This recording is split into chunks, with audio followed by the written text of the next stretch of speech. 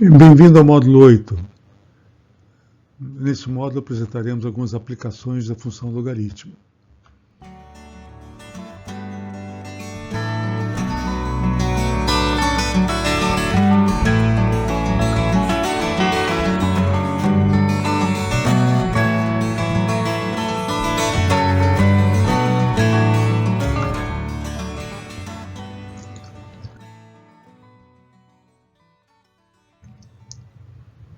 O primeiro exemplo que apresentaremos é a respeito de juros compostos. Juros compostos, propriamente dito, é mais relacionado à aplicação exponencial, mas será importante para mostrarmos exemplos de logaritmo mais adiante. Então, no momento, vamos abordar um problema relativo a juros compostos. Cora empresta TEL R$10 com juros de 10% ao mês. Qual a dívida de TEL com Cora após 6 meses? Então, a quantia emprestada é R$10, o dado importante é os juros, 10% ao mês, e após um período de 6 meses, qual o montante de dinheiro que TEL deve a Cora. Solução: 10% de um valor de N é N vezes 0,1. Seja é o valor emprestado e DK, o valor da dívida após K meses. Passados o mês, a dívida de TEL com Cora será de D1, igual ao valor emprestado, mais os juros no final do mês, igual a 11. Então vejamos aqui que D1 é igual ao dinheiro emprestado, o valor emprestado, mais os juros que é 10% do valor emprestado. Então 10 mais 10 é 0,1. Ou seja, no final do primeiro mês, a dívida de TEL com Cora é 11.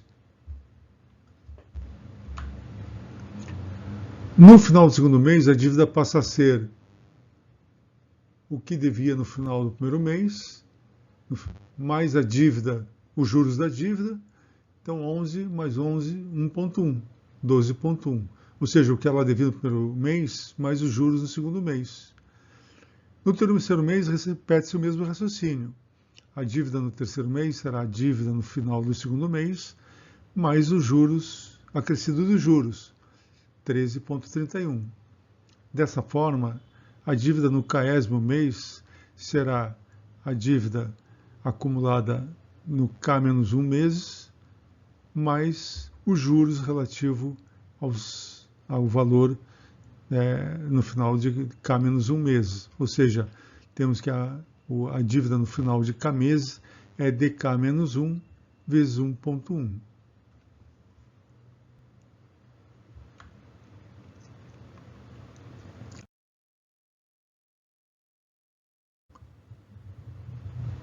Dessa maneira, temos a seguinte relação. Vejamos. No final do primeiro mês, a dívida é o valor emprestado vezes 1,1. No final do segundo mês, vimos que é D1 vezes 1,1. Mas temos a primeira expressão, trazendo aqui, colocando essa relação no lugar de D1, que no final do segundo mês, a dívida se transforma no valor emprestado vezes 1,1 ao quadrado. No final do terceiro mês, é o valor emprestado mais a dívida, mais os juros, 1,1 ao cubo. No final do quarto mês, é o valor emprestado vezes 1,1 à quarta potência. Após 6 meses do empréstimo, a dívida será D6 igual ao valor emprestado vezes 1,1 à sexta potência, 17,772. O gráfico mostra a evolução da dívida do TEL com a Cora. O crescimento da dívida é exponencial, pois é dado pela função f de x igual a 10 vezes 1,1 elevado a x. Após 12 meses, a dívida é de 31,38, ou seja, aumento de 313,8%. Então, uma dívida calculada, assumida com juros compostos, ela é exponencial, e aqui os juros determinam a base da exponencial. Então, aqui temos os pontos relativos ao primeiro mês. No primeiro mês é 11, no segundo mês passa a ser 12,1, no terceiro mês 3,31, no quarto mês 14,64, no quinto mês 16,11 e no sexto mês, finalmente, R$ 17,72, que é o valor, então, que TEL deve agora após passados 6 meses. Então, é um problema de juros compostos relacionado à exponencial.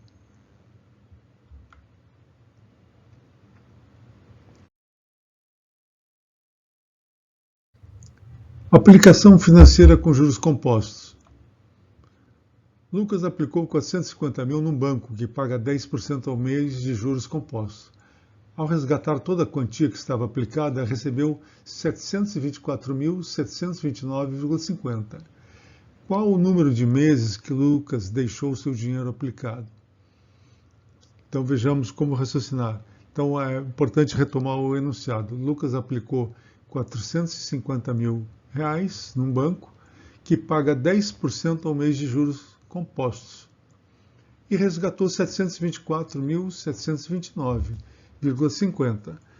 Qual o número de meses que Lucas deixou o seu dinheiro aplicado? Então queremos calcular quanto tempo ele ficou aplicado para que ele resgatasse toda essa quantia.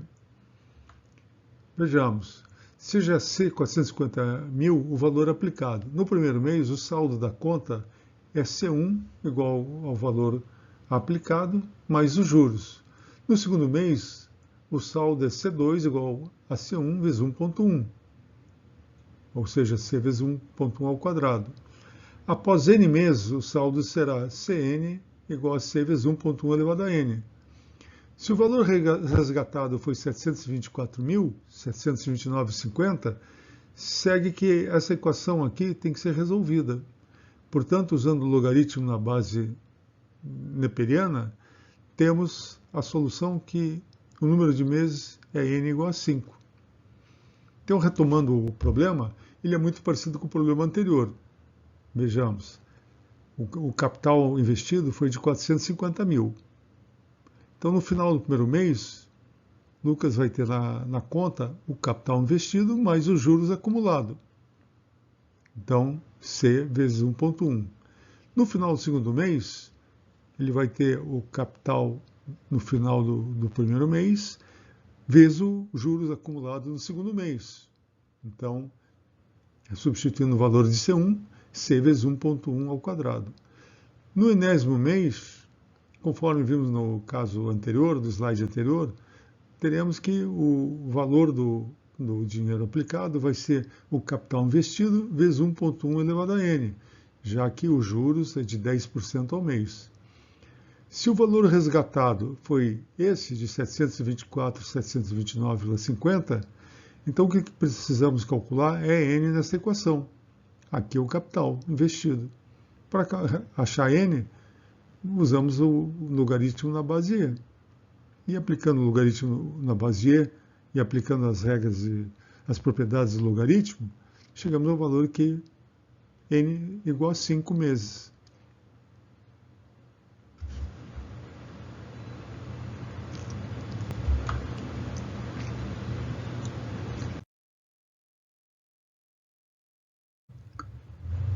Uma outra aplicação com juros compostos. Em quanto tempo um capital de R$100 duplica de valor quando é aplicado a juros compostos de 5% ao mês? Então, vamos reler o enunciado. Em quanto tempo um capital de R$100 duplica de valor quando é aplicado a juros compostos de 5% ao mês? O que nós queremos é ver o capital se multiplicando. Então, quanto tempo leva para ele duplicar se os juros compostos é de 5% ao mês? Considere que o capital terá dobrado quando atingir R$200. Temos que achar o valor de n na equação. O capital investido, aqui é os juros, igual a 200. Aplicando o logaritmo na base 10, obtemos essa equação. Calculando os valores dos logaritmos, segue dessa equação. E as regras, as propriedades dos logaritmos, segue que n igual a 14,2. Mas 14,2 meses corresponde a 14 meses mais 0,2 de um mês, o que equivale a 14 meses mais 6 dias. Ou seja, o investimento de R$100 duplicará em 1 ano, 2 meses e 6 dias. Então, um problema que recai na aplicação de logaritmo.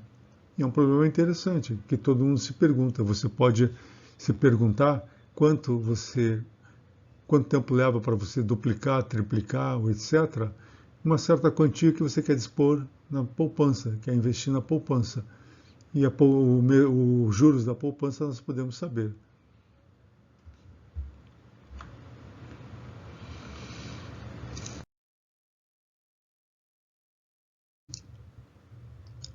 Agora vamos ver o valor de um produto pago à vista.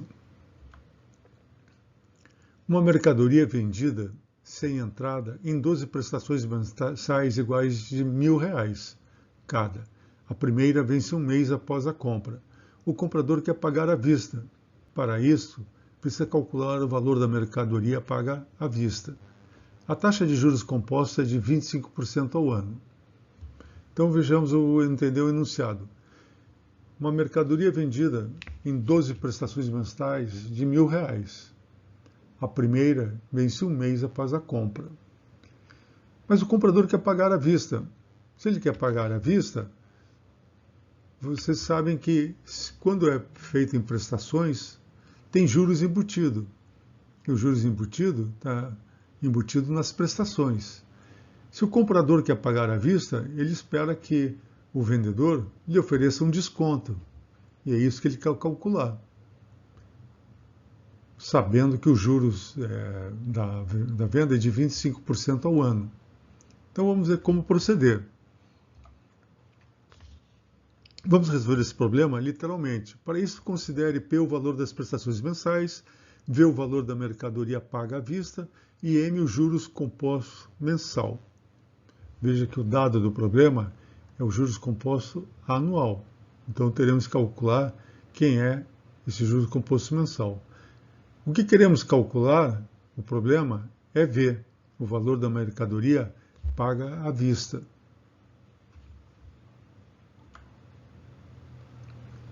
O valor P de cada prestação paga no caso do mês é P igual a VK vezes 1 mais IM elevado a K.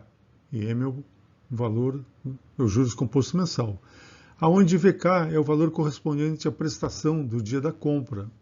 Então, traçando aqui uma linha do tempo, temos aqui no dia da compra,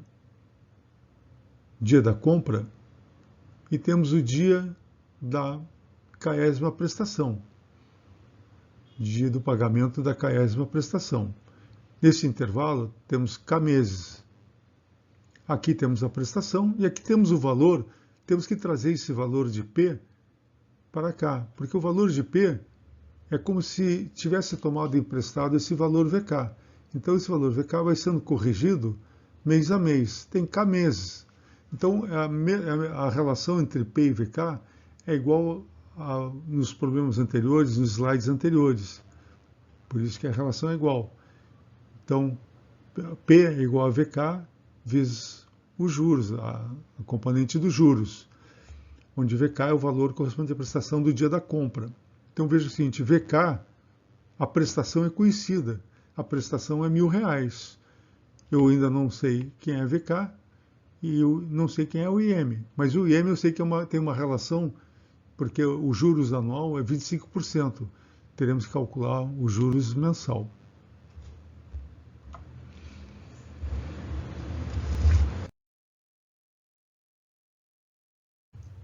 Então, se VK é dada por essa expressão, o valor V vai ser a soma de todos os Vs durante 12 meses.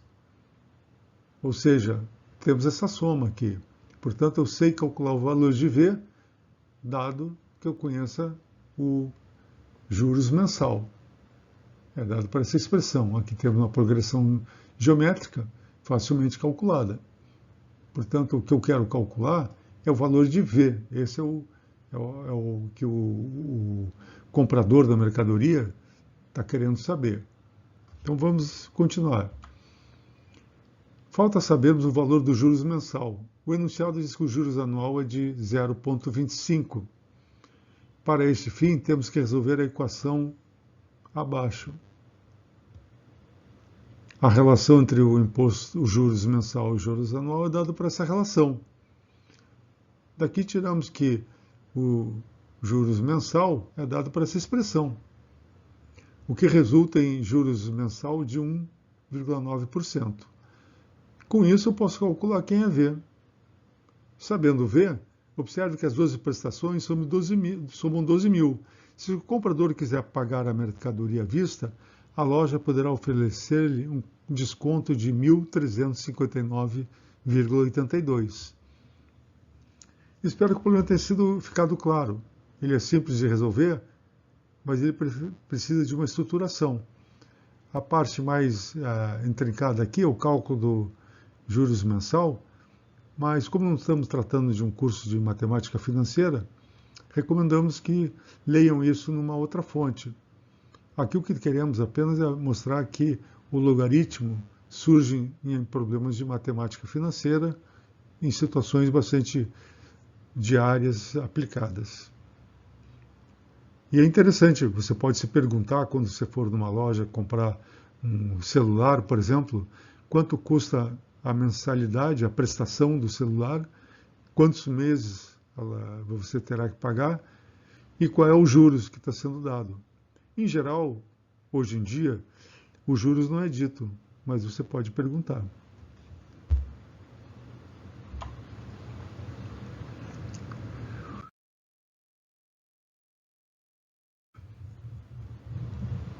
Um outro problema interessante é de pH e pOH. A sigla pH se refere à concentração de íons de hidrogênio H+, em uma solução, e pOH se refere à concentração de hidroxila em uma solução. O pH de uma solução é calculado por essa fórmula. O pH é igual a menos o log da concentração de hidrogênio H+. A relação entre o pH e o pOH de uma solução é dada por essa fórmula. Então, é uma situação bastante corriqueira, como você não vê, que é saber o pH, o quanto uma substância é ácida. A escala de pH varia de 0 a 14 na temperatura de 25 graus centígrados. O meio da solução será neutro se o valor do pH for 7, o pH da água. Será ácido se o pH for menor que 7. Será básico se for maior do que 7.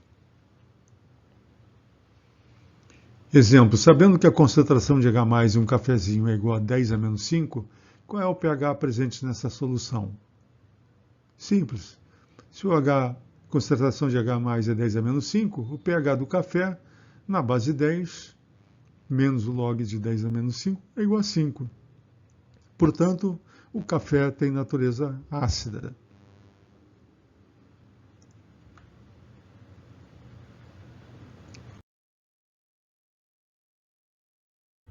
Abaixo segue uma lista de produtos que integram a nossa alimentação o respectivo pH. Bebidas: água 7, Coca-Cola 3, água com gás 4.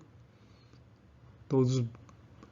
Hortaliças, legumes e cereais: feijão 5, beterraba 4,3, brócolis 6,5, cenoura 5, couve-flor 5,5, pepino 3,8, tomate 4,2, espinafre 5,7. Frutas: maçã 3,0, banana 4,6, figo 4,6, limão 1,8, laranja 3,9, melancia 5,3, uva 4. Provenientes de animais: leite de vaca 6, clara de ovo 8, carne 5,5, manteiga 6,2, queijo 4,9. E diversas outras coisas, tipo água do mar 8, pH 8, ácido estomacal 1, sangue 8, sabonete 12. Então vocês podem daqui ver que quais são os produtos mais ácidos e os menos ácidos, que digamos são básicos. A água é 7, é neutra. A Coca-Cola é ácida, a água com gás é ácida. O feijão é ácido. A beterraba também é ácida. A brócolis é ácida. Cenoura é ácida. Entre os legumes e cereais, não temos nenhum que não seja ácido. Alguns são pouco, alguns são mais. Entre as frutas, também não temos nada que não seja ácido. O melão é o menos ácido, 6,5. O limão, obviamente, é o mais ácido, 1,8. Provenientes de animais, são já menos ácidos do que os outros. Então veja que leite de vaca 6, clara de ovo 8,0. E os diversos, a água do mar 8,0, tem muito sal. O ácido estomacal é o que é mais interessante, aqui chama atenção, é 1, ele é altamente ácido. O sangue é 8 e sabonete 12. Então é interessante essa informação e está sendo mostrada apenas para saber como é que o pH ele é obtido a partir do logaritmo de uma concentração de uma substância, de um elemento que compõe esses diversas substâncias aí, né?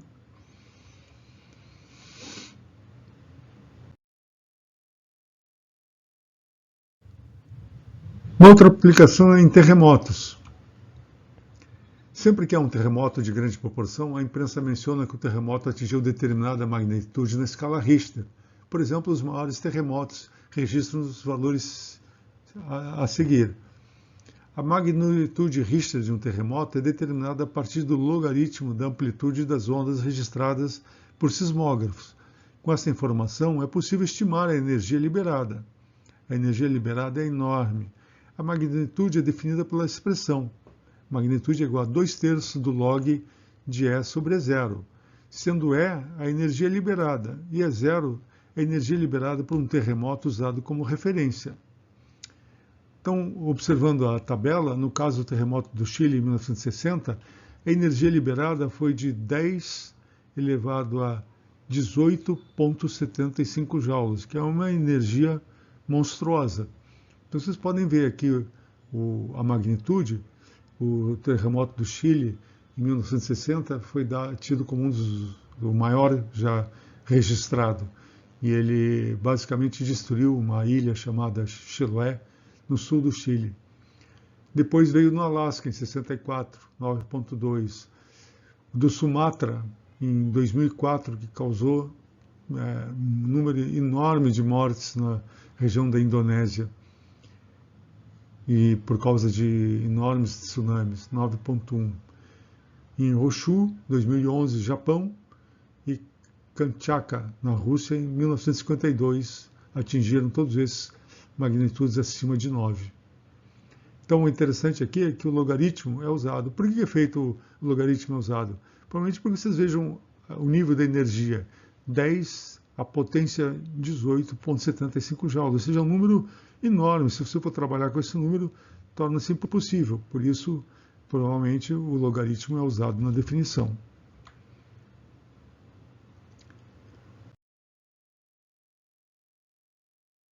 A energia liberada em cada um dos terremotos na tabela 3 é dada na tabela abaixo. Então temos que no Chile 10 a 18,75, no Alasca 18,3. Os terremotos são classificados como segue: de 4 a 4,9 na escala Richter, leve; de 5 a 5,9, moderado; de 6 a 6,9, forte; de 7 a 7,9, maior; de 8 a 8,9, grande; e de 9 a 9,9, extremo. Então veja que aqui nessa tabela que apresentamos no slide anterior, todos os terremotos foram de extrema magnitude. O Brasil costuma ter terremotos que estão nessa ordem de 4 a 4,9, que são muito leves. É interessante comparar. O terremoto no Chile foi 10 elevado a 0,45, ou seja, 2,82 vezes maior que o no Alasca e 5,62 vezes maior do que em Honshu. Os danos causados por um terremoto dependem da magnitude e principalmente da infraestrutura urbana do local atingido. O Japão tem uma excelente infraestrutura e os danos são minimizados quando o terremoto é grande. Já a Turquia sofreu danos imensos com um terremoto de magnitude 6,1 na escala Richter em novembro de 2021, porque as cidades atingidas estavam completamente despreparadas.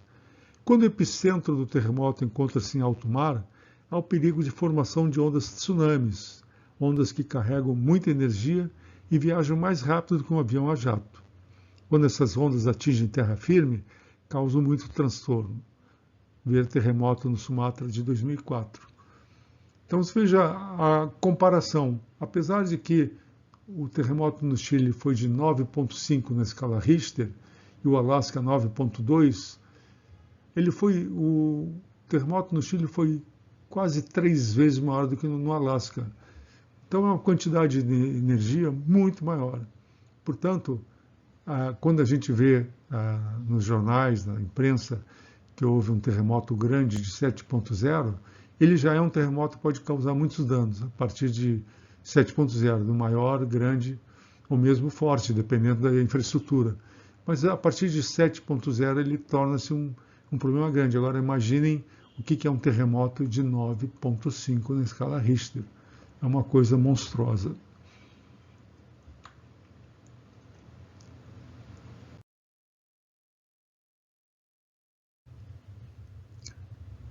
O terceiro problema de aplicação de logaritmo é relacionado à radioatividade, que tratamos no módulo sobre a função exponencial e prometemos aplicar aqui no módulo de logaritmo.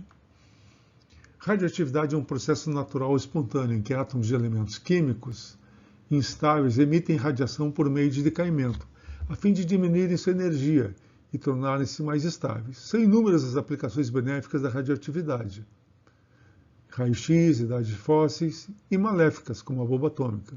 As consequências da radiação podem ser diversas, como mutações ou a produção de fluorescência.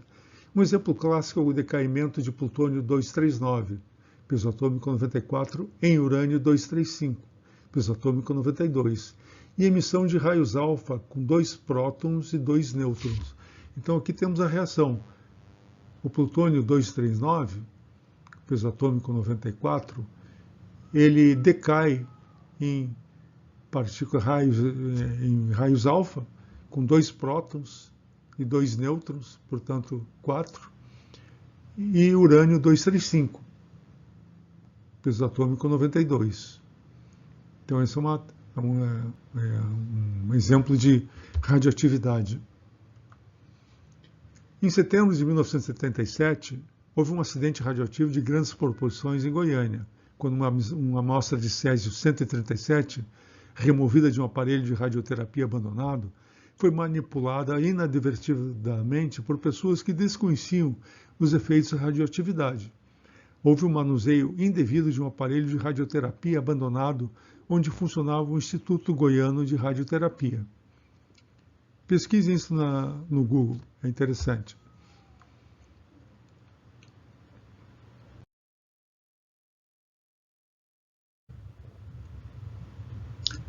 Por conter chumbo, material de relativo valor financeiro, a fonte foi vendida para um depósito de ferro velho, cujo dono a repassou a outros 2 depósitos, além de distribuir fragmentos do material radioativo a parentes e amigos, que por sua vez o levaram para suas casas. Após T anos, a quantidade restante de massa de um material radioativo é calculado por essa fórmula, que já havíamos tratado no módulo sobre exponencial, sendo m0 a massa inicial e lambda uma constante. A meia-vida de um material radioativo é o tempo necessário para que a massa desse material reduza a metade. Sabendo que a vida média do césio-137 é 30 anos, podemos determinar a constante lambda de decaimento do césio-137.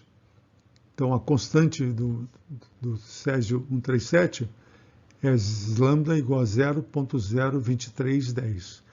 Então, voltando ao exemplo de Goiânia, o que acontece é que o césio leva 30 anos para que ele se reduza à metade. Então, se você tem uma pedrinha de césio no bolso, ele vai levar 30 anos para que aquela pedra se transforme, a metade dela se transforme em outro elemento químico. Ou seja, aquilo vai ficar causando problema. E quando ele emite os raios-alfa, os raios-alfa eles são capazes de criar mutações.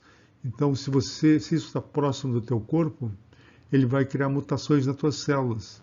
Então, usualmente, esse tipo de situação acaba em algum tipo de câncer.